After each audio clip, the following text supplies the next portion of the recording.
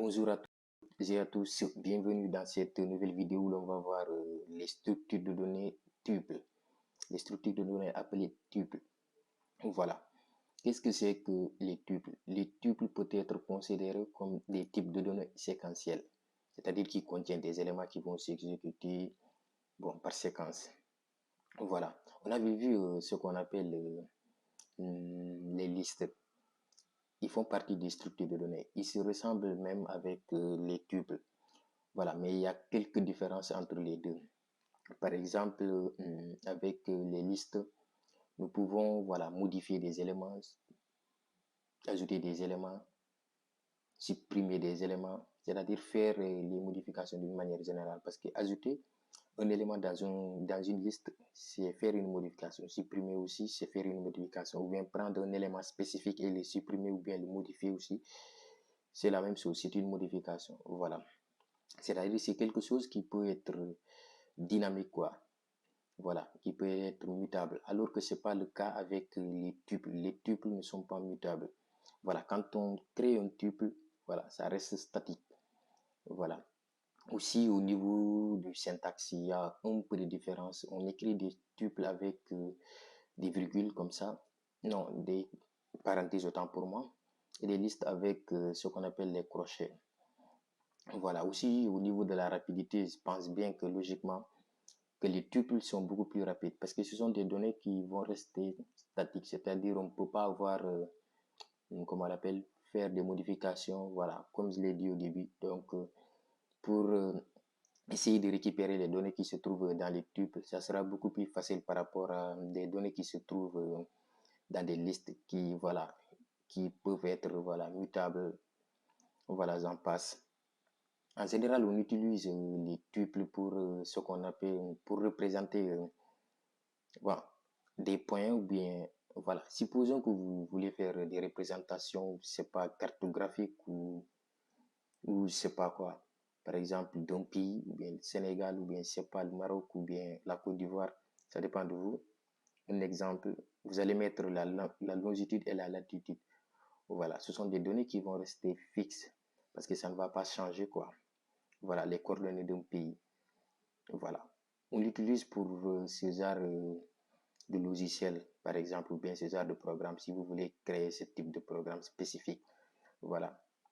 Les listes, on les utilise, par exemple, bon, quel exemple je vais citer? Par exemple, si vous voulez faire une application de tâches, voilà, qui va vous faire voilà, à organiser vos tâches. Par exemple, vous pouvez ajouter une tâche, supprimer une tâche, modifier une tâche. Voilà. Il est préférable d'utiliser là-bas les tuples. Les listes autant pour moi. Trêve de bavardage, je passe directement ici pour voir comment écrire un tuple. Je vais mettre ici tuple 1 par exemple. Voilà, ici directement, quand je laisse comme ça tuple, vous voyez la fonction tuple directement. Voilà, je mets ici tuple égal. Après, je mets les parenthèses. Je peux choisir de mettre 1,2, 3. Voilà, les tuples s'écrivent. Si vous mettez un élément après, vous devez mettre obligatoirement une virgule. Voilà, on peut compter, on peut avoir un tuple avec des éléments entiers seulement. Voilà. Et ici, je vais mettre par exemple point. Et je vais mettre le nom du tuple. Comment s'appelle notre tuple? Tuple 1. Voilà. Ici, j'exécute pour voir. Voilà, on a notre résultat ici, 1, 2 jusqu'à 10. On peut voir aussi un tuple qui contient comme les listes. Hein. Voilà, tuple. Je vais mettre ici tuple 2. Si je mets tuple 2 égale, voilà, je vais mettre les éléments, par exemple, chaîne de caractères ici. Je vais mettre nom, voilà, comme ça, des noms. Je mets ici, par exemple, virgule. Je mets ici, c'est pas moi, Jean. Je vais mettre ici, par exemple, Sophia. Voilà, après on va mettre quoi? Bon, si je laisse ça aussi, je viens ici, je vais appeler ça, je vais mettre ici tuple 2, voilà. Si j'exécute, on va voir le résultat. Voilà, on a toujours notre tuple qui est affiché. Ici, avec des chaînes de caractères cette fois-ci, on peut ici créer un troisième tuple. Voilà, tuple. Voilà, je vais mettre tuple 3 égale. Par exemple, ici, je vais mettre 7, je vais mettre par exemple Alice. Je vais mettre ici virgule. Par exemple, je mets bon 12,4. Voilà, ici je mets ici tuple 3. Voilà notre tuple ici. Donc ici, on peut créer un tuple avec seulement des entiers ou bien créer ici des tuples avec, comment on l'appelle, des chaînes de caractères. Créer un tuple avec l'ensemble des données ou bien même je peux ajouter ici, par exemple, ici,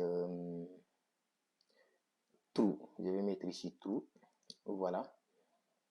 Avec true ici qui est boolean. Voilà, on a le boolean ici qui est affiché. Donc, on a notre tuple ici. Voilà. Ici aussi, qu'est-ce qu'on peut faire aussi? Voilà, je vais essayer de créer ici.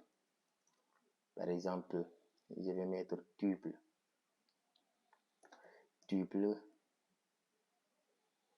4.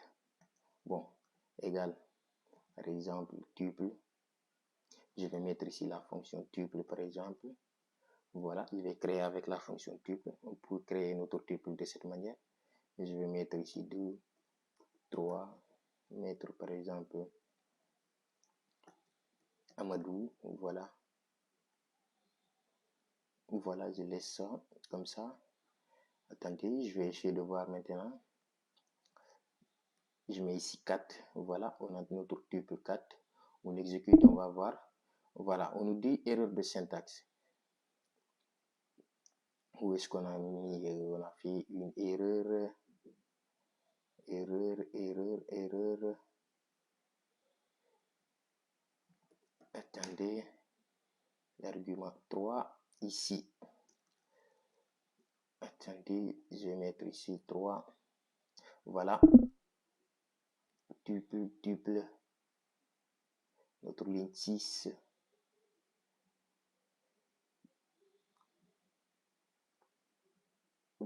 Tuple. Je vais effacer ça. Où se trouve notre erreur? Voilà. C'est ici. Attendez. Voilà. J'ai oublié de mettre des crochets ici à l'intérieur. Voilà, je vais mettre ici les crochets. Je vais mettre 1,4. Voilà. On s'arrête ici ou bien je peux continuer même. Et je vais mettre une virgule. Après, je vais mettre ici, bon, Amadou comme le début. Voilà, je laisse ça comme ça. Puis, il va falloir obligatoirement mettre ce qu'on appelle les crochets là. Voilà. C'est ici, on l'a utilisé comme voilà, la fonction, on a utilisé la fonction tuple, donc on doit mettre les crochets là qui vont représenter sous forme de liste et qui va s'afficher ici. Il va sortir la fonction tuple va s'exécuter et donc on aura notre tuple ici. Voilà, j'exécute encore. Voilà, on a notre tuple ici. On peut voir ici par exemple, je vais mettre ici, voilà, on avait dit la différence entre tuple et liste. Par exemple, je vais mettre ici liste égale, par exemple, bon, je mets 1, 2, 12, 34 encore. Voilà. Bon, je vais afficher ici type.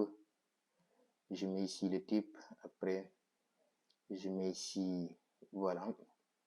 On a ici tuple. On va voir ici notre tuple, par exemple 1 ou bien 3. On va prendre ce qui s'affiche en premier. Notre tuple 3. Voilà. Ici, on va mettre ici point type liste. Voilà. On va voir les classes. j'exécute. Vous voyez ici que pour notre tuple, on a ici la classe tuple qui s'affiche. Ici, on a classe liste. Voilà. Ici, on va voir quoi aussi. Par exemple, je peux mettre ici un tuple vide. C'est possible. Je vais mettre ici tuple 0 égale. Il est possible d'avoir un tuple vide comme ça. J'exécute. Vous voyez. Attendez, j'ai pas mis le point, excusez-moi. Voilà, print notre tuple. Voilà, tuple 0. Voilà, il n'y a aucun élément dans notre tuple. Vous voyez? D'accord. Je viens ici. Ici, on peut voir, par exemple, un tuple dans un tuple. Par exemple, si je mets ici tuple, je vais renommer ça tuple 1. Ici, je mets entre parenthèses. Je peux mettre encore à l'intérieur des parenthèses. Je vais mettre ici 1. Puis, je mets la virgule. Je mets ici 2. Je change ici, je mets virgule. Je mets encore des parenthèses à l'intérieur. Cette fois-ci, je vais choisir des signes de caractère. Je prends ici. Et je mets ici, par exemple, ici, compta. Puis, je mets ici virgule. Après, je mets ici, par exemple, nom de, par exemple, champ, par exemple, ici, je mets, par exemple, bon, je vais laisser comme ça, c'est bon. Puis, je mets ici, tuple 1. Voilà, c'est ce qu'on a. Donc, excusez-moi, je vais fermer ça. CLS. Voilà. Voilà notre tuple qui est affiché ici. Voilà, il y a des sous-tuples à l'intérieur. Voilà. Ici aussi, on a la capacité, par exemple, bon, je vais créer ici un autre tuple pour tuple 2, tuple. On avait tuple 1, tuple 2 égale. Je vais choisir de mettre seulement des entiers. 3. Voilà. Et je mets ici, par exemple, ici, on peut choisir, par exemple, de savoir la taille, par exemple, de notre tuple. Voilà, pour cela, on va appeler la fonction, ce qu'on appelle la fonction length. Bon, je vais mettre ici longueur d'abord, longueur comme on utilise en français pour voir. Voilà, longueur égale à, par exemple, je mets ici, j'appelle la fonction length. Voilà, pour qu'on puisse voir la taille de notre tuple. Notre tuple s'appelle par exemple, bon, je vais prendre celle-ci, tuple 2. Voilà, je vais mettre ici, tuple 2. Après ici, qu'est-ce que je vais appeler directement? Ici, je vais appeler notre variable longueur. Puis, ici, je vais exécuter maintenant ce bout de code pour voir. Voilà, on a 10 parce qu'on a 10 éléments ici. Voilà, on a de 1 jusqu'à 10. Voilà. Si j'efface ça, j'exécute, on a maintenant 9. On a 9 éléments dans notre tuple. Voilà. On peut par exemple choisir de délimiter ou bien, voilà, délimiter notre, ou bien choisir de couper notre tuple, bien choisir une portion de notre tuple, des éléments qu'on veut afficher par exemple. Voilà. Je peux mettre ici par exemple la fonction, bon, pas même une fonction, mais je vais déclarer ici couper, mettre ici couper, égal par exemple ici, je vais mettre, bon, le nom de notre tuple, c'est tuple 2. Je mets notre tuple 2, après directement je mets ça, décrocher, puis je mets 2 par exemple 5. Voilà, je pense bien que c'est ça. Je vais appeler ici couper. Voilà. Et après, on exécute pour voir le résultat. Qu'est-ce que ça va donner? Vous voyez que maintenant, il est parti de l'élément 2. L'élément qui est à la position 2, c'est 4. On a ici 0, 1, 2. C'est 4 qui est à l'élément qui est à la position 2. Il est parti jusqu'à la position 5. Voilà, on a ici élément 3, index, ça c'est index 1. Donc, voilà, on a ici index 3, index 4, et index 5, c'est 7. Voilà, donc c'est normal qu'il nous affiche ces 3 là, parce qu'on a délimité jusqu'à, il ne faudrait pas dépasser index 5.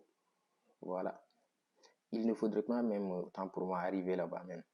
Voilà, donc c'est pour cela qu'il nous affiche de 2 jusqu'à 4. Voilà. Ici aussi, on peut par exemple chercher, par exemple, une occurrence, je sais pas moi, compter combien de fois, bon, le nombre 2 ou bien 3 ou bien un élément est présent, par exemple. Compter le nombre de fois qu'un élément est présent dans une tuple. Par exemple, si je mets 2 ici, je mets par exemple 2 ici. Voilà, on a ici 2 plusieurs fois. Donc, si on veut savoir combien de fois notre élément 2 là, il est... On avait vu ça sur, comment on l'appelle, les listes.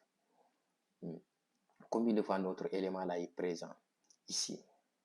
Voilà, ici, pour faire cela, je vais aussi déclarer compter, par exemple. Compter égal à, je vais prendre notre tuple, c'est tuple 2.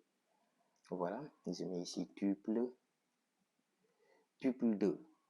Après avoir mis tuple 2, qu'est-ce que je peux faire maintenant? Voilà, et je vais mettre point, je vais mettre un point. Après, je vais appeler la fonction count. Voilà, c'est cette fonction-là qui va nous permettre de compter. Quel élément je veux compter? C'est le 2. Voilà, et je vais prendre ici, afficher ici, compter. Voilà. Après cela, je vais mettre ici un CLS aussi. Voilà, nettoyer notre terminal. J'exécute. Voilà, on nous dit que 2 est présent jusqu'à 3 fois dans notre tuple. On compte ici, on a 1, 2 jusqu'à 3. Voilà, si on prend un autre élément ici, par exemple, je mets le 3. Si je mets le 3, j'exécute le code. Vous voyez, on nous dit que le 3 est présent une seule fois. Voilà, je vais mettre ici une virgule, je mets le 3. Un autre 3. Vous voyez, notre 3 est présent jusqu'à 2 fois dans cette tuple. Voilà. Par exemple, on peut choisir bon, de savoir, par exemple, le 2 ou bien le 3 se trouve à quel index. Je vous ai dit que si on commence à compter à partir de 0, on l'avait vu sur les listes. Voilà, ça c'est l'index 0, ça c'est l'index 2, ça c'est l'index 3, ça c'est l'index 4. Voilà, pour cela, qu'est-ce qu'on peut faire? Par exemple, ici, je vais effacer toujours, voilà, cette fonction pour gagner de temps. Je vais mettre ici index, voilà, index, ben, je vais l'écrire comme ça, indexer par exemple. C'est pour l'exemple, hein, je mets par exemple ici tuple. Notre tuple c'était tuple 2. Bon, je vais mettre point, je mets ici l'index, voilà. Puis je mets ici l'élément. Voilà, ici ou bien ici, je vais mettre ici. Bon, attendez, je vais faire une petite modification de notre tuple. Je vais ajouter ici pôle. Voilà. Je vais mettre l'élément à l'index 1. Par exemple, ici. Voilà, pôle. Autant pour moi, excusez-moi. Si je mets ici pôle, excusez-moi. Je vais mettre ici pôle pour voir. Voilà, après on va mettre notre fonction ici. Voilà, exactement. J'exécute. Voilà. On nous dit que pôle se trouve à l'index numéro 1. C'est 2 qui se trouve à l'index numéro 0. Voilà. J'efface ça. Vous voyez? J'exécute. On nous dit que pôle se trouve à l'index numéro 0. Voilà. J'ai pris cet exemple de pôle là pour que, voilà, qu'il n'y ait pas de confusion entre les chiffres, quoi. Voilà. Par exemple, si j'avais choisi un nombre ou bien un chiffre comme ça par hasard, voilà, il pouvait y avoir confusion. C'est pour cela que j'ai choisi ici de mettre pôle pour que vous puissiez voir vous puissiez voir comment ça se passe exactement. Voilà. Par exemple, si j'enlève ça, je vais mettre 5 ici. J'exécute. Voilà. On nous dit 5 se trouve à l'élément, à la position numéro 2. Voilà. Si on choisit de mettre par exemple 10, on n'a pas 10 dans notre tuple, j'exécute. Voilà.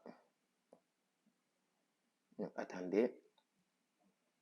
Voilà. On a 10 ici. Voilà. Qui se trouve à la position 7. Voilà. À l'index numéro 7. 0, 1, 2, 3, 4, 5, 6, 7. Par exemple, je vais mettre, je pense bien qu'on n'a pas 11. Hein. J'exécute maintenant. Voilà, on nous dit erreur. Voilà, parce qu'on nous dit ce tuple in index x is not in tuple. C'est-à-dire l'index qu'on veut rechercher ici, 11 là, qui est représenté ici par x, ne fait pas partie de notre tuple. Voilà. Donc, il ne faut pas choisir un élément qui ne fait pas partie de votre tuple. Par exemple, si je mets les deux là, on sait que 2 est présent jusqu'à 2 fois. Voilà, j'exécute. Il prend l'élément qui est en première position d'abord. Si je prends 2 là, ici, je vais le mettre ici à cette position. 2, je vais le mettre ici. Vous voyez, maintenant c'est loin. L'autre, il est un peu loin de l'autre. Voilà, j'exécute. Il dit que 2 se trouve à l'index numéro 1. Il va prendre en priorité le premier 2 là. Il ne va pas prendre le deuxième 2 là. Il va venir jusqu'ici. Voilà, il va prendre ça. Il va laisser ça. Parce que c'est celle-ci. C'est le premier 2 là qui est affiché en priorité. Voilà. D'accord. Je vais mettre ici un CLS. Qu'est-ce qu'on peut voir aussi bon, je peux décider par exemple de répéter bien. Donc, je vais créer, diminuer ça. Je vais mettre, supprimer ça. Je vais laisser seulement 2 ici. Je peux mettre par exemple ici, par exemple, bon, sous forme de multiplication, je le dis, ça va faire une répétition. Voilà. Si j'enlève ça, je mets ici notre tuple 2. Voilà, exactement. Après, j'exécute ça. Voilà. Il a répété notre tuple jusqu'à 5 fois. Voilà. Et je vais mettre ici, par exemple, voilà. J'exécute. Toujours, il répète notre tuple. Voilà. Et je vais mettre, par exemple, ici 2. J'exécute. Voilà. Il répète toujours ce qu'on a dit. On peut aussi, par exemple, choisir de le faire autrement. Hein. Bon, par exemple, je mets, par exemple, répéter. Répéter, par exemple, égal à, par exemple, nom de notre tuple. Je vais mettre tuple 2. Tuple 2. Bon, je vais mettre. C'était 5 qu'on avait mis. Je vais mettre ici répéter. Voilà. J'exécute. Voilà. On voit que ici, on a notre tuple qui est répété jusqu'à 5 fois. Voilà. Ici aussi, par exemple, on peut voir, qu'est-ce qu'on peut voir de plus encore. Hein? Bon, je pense bien qu'on a fait le maximum. Hein? Voilà. Qu'est-ce que je peux aborder ici que on n'a pas vu? Il y a beaucoup d'opérations que vous pouvez faire. Hein. Il va falloir regarder sur la documentation. On peut, par exemple, choisir... bon, mais ça, on ne l'a pas encore vu, les dictionnaires, mais... Attendez, je vais essayer de vous montrer ça. Après ça, je pense bien que dans la vidéo précédente, on va voir cela, même les dictionnaires. Ici, je vais mettre MyDic. Je l'ai mal écrit. Je vais mettre ici MyDic égale, par exemple, bon, pour les dictionnaires, bon, c'est comme ça. Je vais mettre ici virgule, des parenthèses autant pour moi. Si je mets des parenthèses, par exemple, je vais mettre ici A. Bon, je vais mettre la lettre A. Je vais mettre ici une virgule, puis je mets par exemple 1. Voilà, je mets ici les 2 points. Si je mets les 2 points après, je vais donner l'élément. Par exemple, je mets Apple, qui veut dire pomme. Voilà, je mets ici par exemple une virgule. Après, je vais mettre mon deuxième élément avec même chose, des parenthèses. Cette fois-ci, qu'est-ce que je vais prendre? Bon, je vais copier ça directement pour être un peu beaucoup plus rapide. Je vais mettre ici, bon, B, puis je dis 2. Il est possible de créer banane. Bon, il est possible de créer les tuples de cette manière aussi. Voilà, mais ça, c'est sous forme de dictionnaire. Voilà, je vais mettre ici mydic par exemple. Voilà, je pense bien que c'est bon. Je mets un CLS, puis j'exécute. Voilà, on a notre tuple ici qui est affiché ici sous forme de dictionnaire. Voilà, on s'arrête ici pour cette vidéo. Je vais faire un petit résumé de ce que j'avais dit. J'ai dit que les tuples font partie de ce qu'on appelle les structures de données comme les listes. Voilà, mais il y a une petite différence entre les tuples et les listes au niveau de la syntaxe. Les tuples s'écrivent par des parenthèses et les listes s'écrivent par des crochets. Voilà, c'est ça. Les parenthèses pour les tuples. Voilà, ici on va avoir les crochets là. Par exemple, pour les listes. Voilà. Mais aussi, il y a une différence au niveau de ce qu'on appelle la rapidité. Comme les tuples, ce sont des types de données séquentielles qui ne peuvent pas être, comment on l'appelle, mutables. Donc, ils sont fixes, ils sont beaucoup plus rapides. Ils sont beaucoup plus rapides dans l'exécution, je veux dire. Voilà. Alors que les listes, là, on peut faire beaucoup de types d'opérations qu'on veut. Donc, les tuples sont beaucoup plus rapides que les listes. Mais aussi, sur le cas d'utilisation, on avait parlé sur le cas de l'utilisation. Quand on utilise en général les tuples pour afficher des données, par exemple, des coordonnées, par exemple, qui vont être fixes, quelque chose qui ne va pas être mutable. Voilà. J'ai pris l'exemple de, si on veut afficher, par exemple, les coordonnées géographiques d'une position, voilà, donnée, par exemple, un pays, Allemagne, par exemple, on va changer la longitude et la latitude.